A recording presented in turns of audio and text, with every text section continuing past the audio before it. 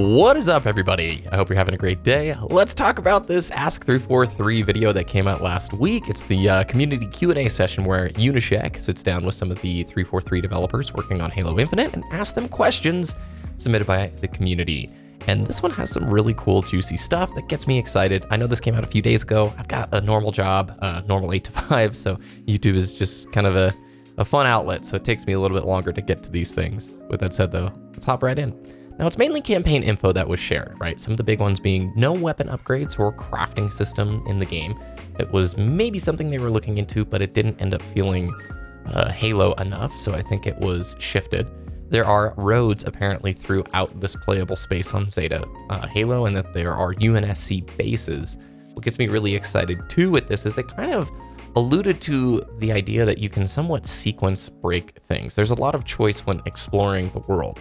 Sequence breaking, not potentially in terms of like doing the story crazy out of order, but giving you the opportunity to explore the world in a way that might be different than somebody else's playthrough, which to me sounds incredibly exciting and totally a big step away from the traditional Halo campaign stuff that we're sort of used to. Yeah, there's always the little nooks and crannies, but if you think about it, missions are very clearly in older Halo games more corridor-esque. You're following generally a set line, unless you're talking about like Halo from Combat Evolved, right?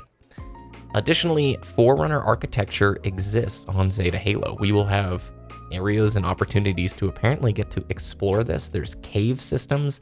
Sounds like this world is viciously rich and a lot more in-depth and explorable than I think a lot of us have thought about, right? Banished bases, right? We've talked about that from the screenshots that were shown a few weeks ago. They're a thing, and I don't know, I like this idea of UNSC bases, banished bases, and vehicle traversal, right? You've got roads and probably large expanses.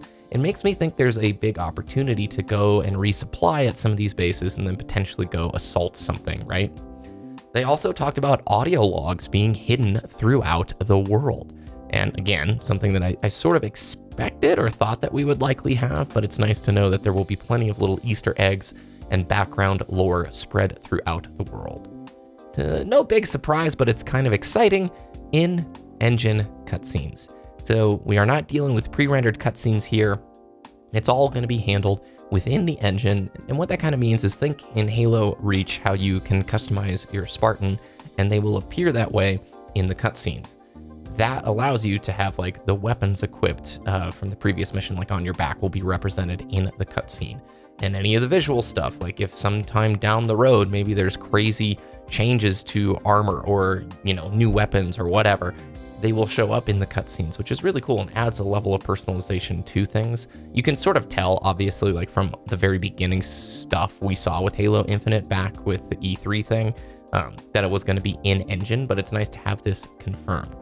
The day-night cycle does impact the enemies that you are going to see. So like at night, you'll probably encounter more sleeping grunts, which is cool, more shield jackals.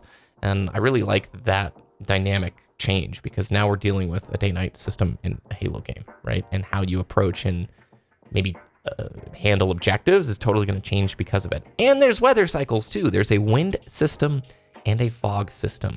Unfortunately, no rain or no snow at the time of release. Maybe that's something that comes down the road along that side too. No playable elites, unfortunately. It sounds like it's just something that they don't have time to put together at this moment. Maybe something they'll explore down the road.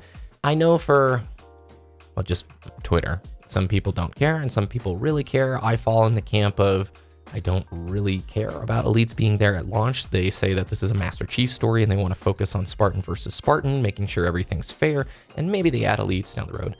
It's hard to recalibrate myself in terms of like all of these things they're talking about. Like we could add rain or snow down the road. It's like, whoa, that's right. If this is that long-term vision of Halo, like Infinite is it for, you know, that long-term vision, they're going to be able to build and change it over time, which is a very different way than thinking about it like a traditional box copy game that you go out and you buy and maybe it gets new maps and whatnot. But this is like big stuff that could potentially be coming down the road. Like I could totally see the Elites Reckoning or something being a cool event that brings in playable elites at some point once they've got it balanced and they like the way that it works out.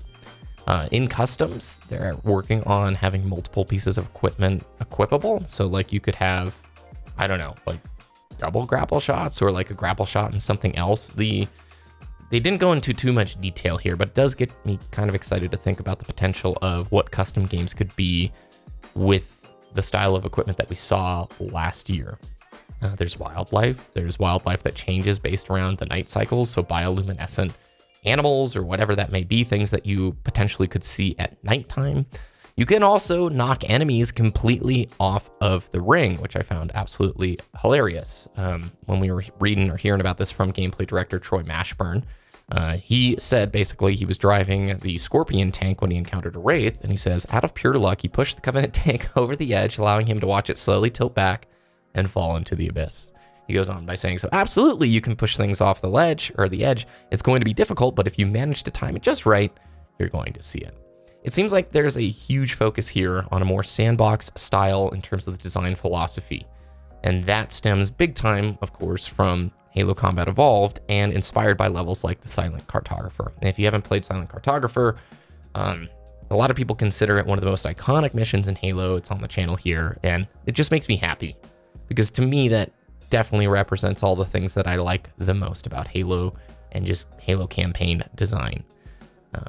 More immersion, obviously, with the focus of that day-night cycle and the player choice. Thunderstorms, like I said, and snowstorms are potentially something that they could add after the release, or they say even here, yeah, plans to even add snowstorms and thunderstorms, right?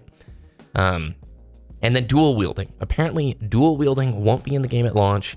Lead Sandbox designer Quinn Del Hoyo said, we can't do everything, but it is something that they can probably look into adding at some point down the road if they can get it all balanced and whatnot. So again, yeah, dual wielding is sort of a cool feature, and I hope they can find a place for it within Infinite at some point. But I have no problem with it releasing as long as it's super solid, feels like a big enough sandbox. I have no problem with these things coming down the road. But yeah, this, I don't know. What do you guys think about all of this? It gets me quite excited, and I don't know. This is starting to make me feel just a little bit better about certain things. I want to see more of it, obviously. We're in March.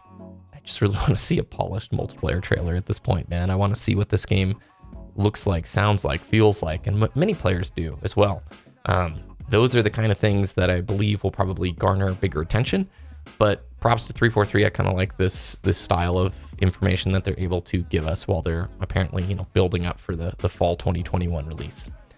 Anyway, those are the highlights for what I thought was pretty cool. I'll leave a link in the description below for the full video. You can check it out down in the description, like I mentioned, and let me know what you guys think about all of this.